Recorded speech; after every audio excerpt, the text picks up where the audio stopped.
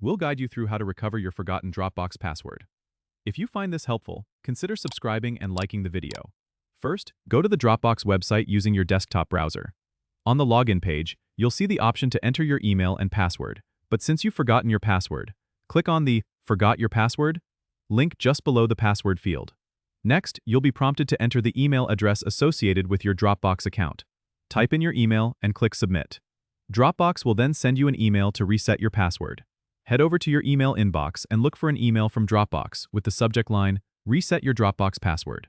If you don't see it right away, be sure to check your spam or junk folder. Open the email and click on the Reset Password button or link provided inside. This will take you to a new page where you can create a new password. Make sure your new password is strong by including a mix of uppercase and lowercase letters, numbers, and symbols. Once you've entered your new password, confirm it by typing it again in the next field, and then click Submit or Save.